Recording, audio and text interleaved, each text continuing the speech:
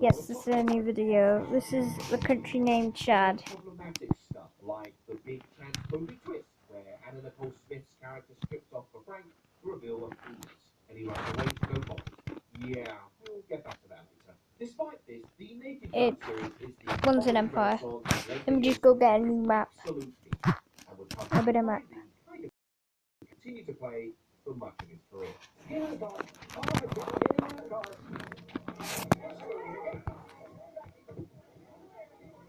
Spoof movies operate as a kind of call and response. So the 60s had spy movies and the 70s had disaster movies. So for the other spoof movies of the 90s, it was time to turn to the defining genre of the 80s. And I don't mean jazzercise.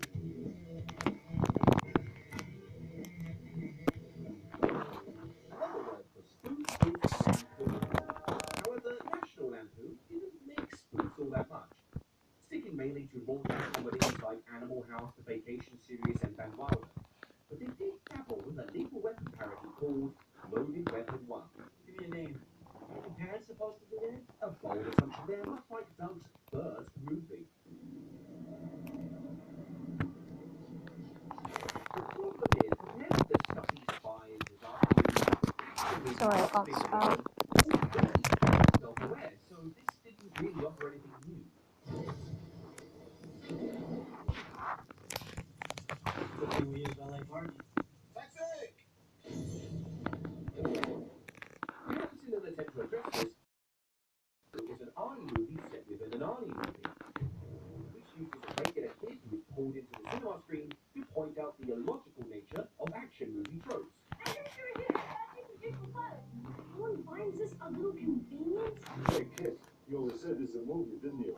Much like how Galaxy Quest has actors from a TV show forced to make a real thing, which in turn addresses the tropes that start action and sci-fi as a whole.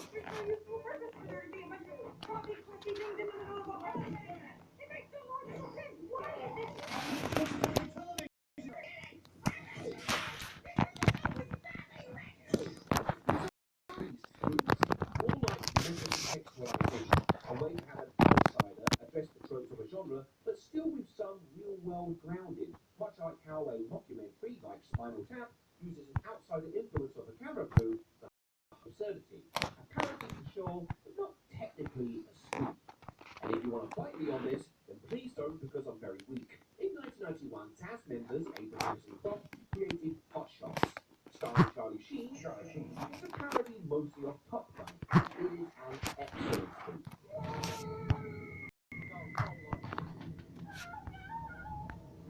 It runs with the cartoonish elements of slapstick, but remains delicately balanced by actually telling the plot. This ensures that one side doesn't outweigh the other, and the performances being kept straight and deadpan really allow the comedy to stick the landing. Behave my children. He's being a jerk. I'm not. Our 2 2 2 2 2 2 2 2 2 2 are 2 times 10. That's it. The exception to this is Admiral Benson. Pudding? No, thank you, sir. He remains the out-and-out oddball with his slapstick and exaggerated war injuries. From the Pentagon, sir. We just decoded it. Okay, here, help me with this. My eyes are ceramic. A bazooka round, a little bigger. But because the weirdness is mostly kept to one secondary character, with Lloyd Bridges' excellent comedy performance, it never outstays its welcome. Oh, by the way, I want to thank you for that little drink tonight. Shadow that up and stroke it up was marvelous. I'm sure we didn't have dinner. Really?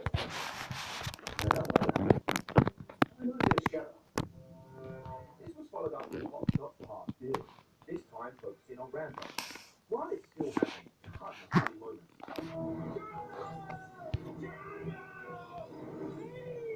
there's a noticeable tonal shift to more goofy, more crass, and even more pop culture references.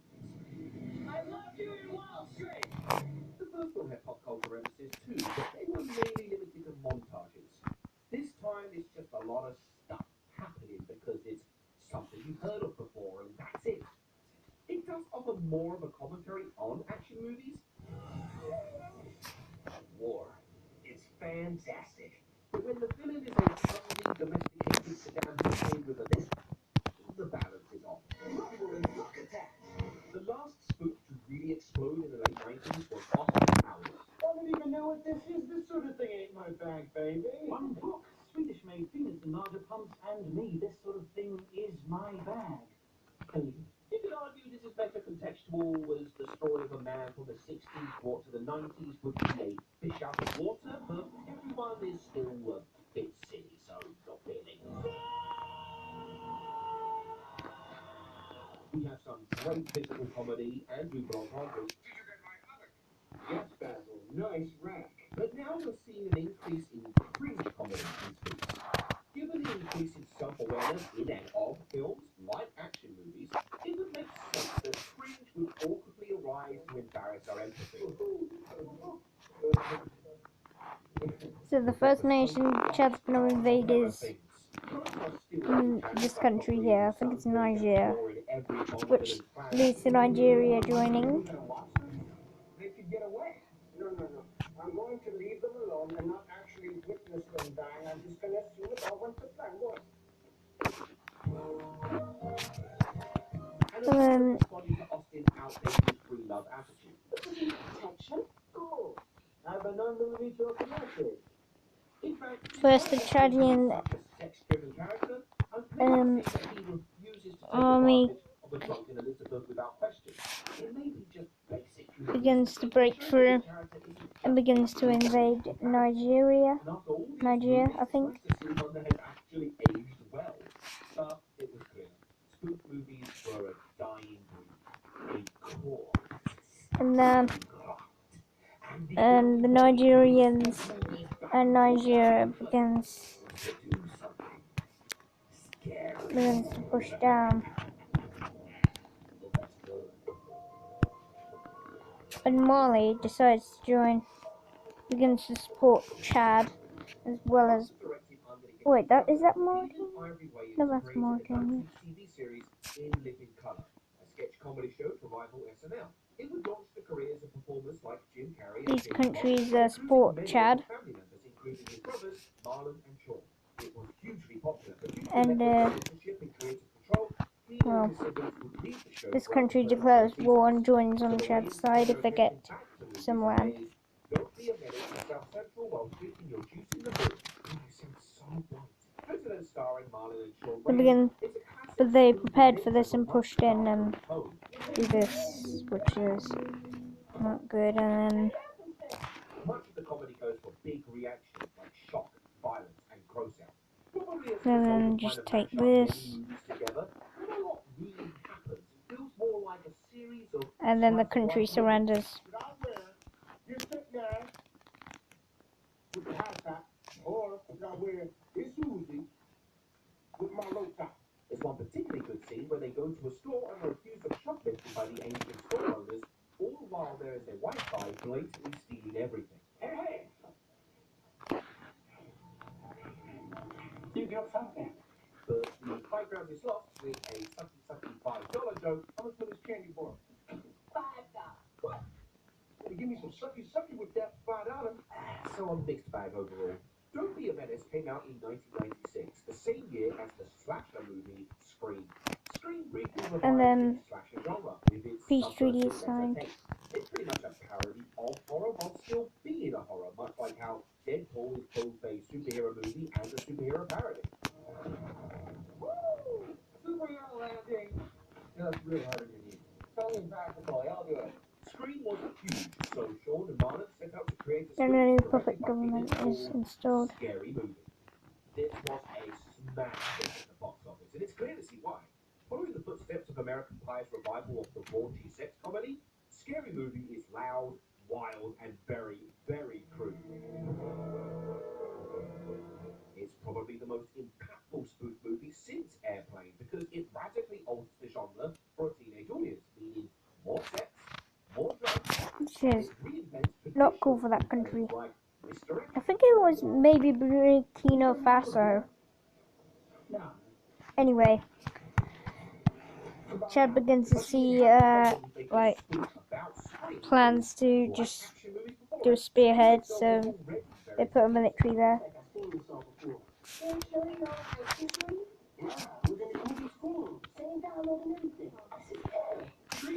And they begin to retake territory. acknowledge the rules of spoof, much like how Scream does with horror. There are certain rules you have to follow in a parody situation if you want to survive. Okay, number 1, exaggerate everything. Number 88, accept the ridiculous is logical. Scary Movie does poke fun at the horror tropes as well. The most laugh at TV. White folks are dead, we get the fuck out of here. A parody, something that's already a parody. Jerry results in the humor aiming much lower. It is cruel, sadistic, and the characters are reprehensible, which isn't unexpected in a slasher movie. Those kids are gonna die after all. But the most mean-spirited part is the portrayal of the disabled special officer Doofy, standing for Scream's Dewey, portrayed like this. I got Cookie. It was good. I loved Scary Movie when I saw it in the cinema 20 years ago. And they finally retake I'm gonna say, all of Chad. killing these teenagers has been tragic, but hey, you know, shit happens. The Wayans have never been beholden to political correctness, much like their wheelchair-bound character in Don't Be a Menace. But the relentless cruelty aimed at Doofy just feels like such a cheap shot, especially compared to the more cutting satire of Don't Be a Menace. And they This is why I And they much prefer take- Scary Movie 2. these are You shut the fuck up and let me sing? After Scary Movie's massive they success, put this under Lucas siege. remade a sequel to come out Capitals like about even the there. Wayans took 9 months on- to make the whole thing. This grueling process impacted the film's story, turning it into a kind of hodgepodge of So various they horror begin film to influences try and on take the terrifying capital. jokes, like the series of moments. She won't eat, she won't talk. The child won't even let me touch her. Yeah. Sometimes you have to give them candy. And while it's not perfect, given what the Wayans do when they actually have more time, because they have no time for bigger set pieces, they have to fill the blanks in the script. And they finally begin pushing it and taking more territory. Like they redid the WhatsApp Budweiser advert in the first film, which at least fit into the Ghostface phone So they call. begin But retaking territory and manage to break through. That Nike basketball advert? You remember that? But this aside, because it was more gag focused, this got bigger laughs out of me than the first. And they manage to encircle some shared peas. I mean, the Chadian Scary army. movie, shock of adrenaline, the spoof genre And begin definitely- pushing them back. So, what But happened finally, next? Chad has finally mobilized, and their Giga Chads begin to come. They begin to drop bombs on the capital. Scary Movie has continued to produce progressively worse sequels, but now with some of the Sands team. While the sequels cast spoof movie veterans Charlie Sheen and Leslie Nielsen, And they begin. Well, I mean, the Chad military has fully mobilized, so they have a lot more military on the line, so they can push a bit more. Without the Wayans' touch, it's So they've already done a lot As more. for the Wayans, they would continue, but now more on their own terms. Of the 50,000 people that call themselves actors, only 500 working actors. Of that 500, There are few rules for black people, but those rules are usually for the Wayans brothers. A Scary Movie co-writer Bill Bowman They and do Buck begin Johnson pushing also back co-writes Not Another Teen Movie, a spoof that targets the a little bit, high school romance movies, then they just do that, in a gross-out sex comedy. which is not fun. Also, Naked Chris Evans. Marley And then they Wayans send also troops down here, and they manage to reconnect with its enclave. like this movie a lot. Interesting idea. What do you think of that, Malcolm? Naked sleepover? No. It's weird. Oh, yeah, but it's definitely going to be weird. But are you saying weird good or weird bad? It's naturally a paranormal activity spoof, but it uniquely dedicates a lot of And they time to begin kind of hidden camera meets documentary kind of way. and tries to get to the capital, which is around here, and then liberate. it's not a zombie, it's a ghost. But this allows us to become And then these guys finally join in on the war. they have an actual dynamic. I don't know relationships with these guys anyway, so this is just fictional idea. So Mauritania joins the war, as well as Mali, I think? I don't know. Please correct me if I'm wrong. And then they go in. A more recent Marlon Wayans spoof, 50 Shades of Black, sadly reverts back to the low-hanging fruit of early Wayans movies, but given that he's one of the few still actually trying, And retakes the whole of Burkina Faso. Scary Movie 1, you may also see the names Friedberg and Seltzer on there. They get no credit because they had also written a screen spoof, and their script got paused so that it could be permanently shelved. But now their names are attached to the movie they did not write and had nothing to do with. What a fun fact. So now you may be wondering who are Friedberg and Seltzer? Oh God. They began gaining ground and managed to reach like the border. They encircle these troops and they surrender. They're a code of our cinematic landscape, a national shame, a danger to our culture, a typhoon-sized natural disaster disguised as a filmmaking team, a Hollywood monster wreaking havoc in the minds of Americans who is setting civilization back thousands of years. Okay then.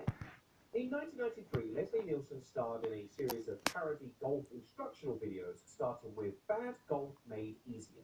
The difference between a $1 ball and a $3 ball is $2. This was directed by Rick Friedberg, and during filming, And these will be represented with a light of red. In 1996, Jason Friedberg and his creative partner, Alan Seltzer, got their first movie credit for Spy Hard. Directed by Danny Friedberg, this almost feels like a spoof of a spoof, in that it has all the style with none of the substance. For example, here's a joke from Airplane. Someone has to be got to go to the hospital. Hospital? What is it? It's a big building in space. That's not important right now. And here is the exact same joke in Spy Hard. Sir, I hate to disturb you, but we're picking up something very interesting on the compound infrared detection system. Oh, this really needs security, sir. It picks up the body. And they do this twice. Sir, we've intercepted a very disturbing satellite transmission from our listening post on the Rock of Gibraltar. It's this really big rock sticking out of the water there on the south coast of Spain. It's like they're copying. It's February now, it's next year. It works. They also sporadically throw in one-liners that aren't jokes. You better get out of here. I'll see you back in half an hour. You can jump up that duck, you can kill it. You know, I'm not sure they know how to tell a joke. And they begin to retake this. They fully re-establish this area.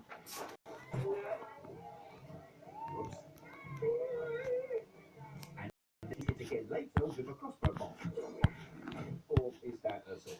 Anyway, later, during this nun scene, which also becomes a Sister Act reference for no reason, the nun throws a scalpel which hits it. Rule of three. Well done. Except, the scene actually has the guy turn up before the punchline, which ruins the punchline. So instead of the basic joke format of set up, beat, punchline, it's now set up, punchline, beat, punchline. So they're trying to idiot-proof the film by showing you what the punchline will be before they finish telling the joke. And they do this all the time. Contagious proposal. Shovel. What the hell?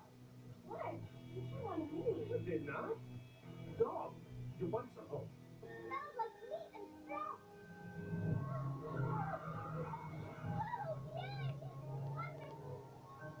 What masterpiece are you?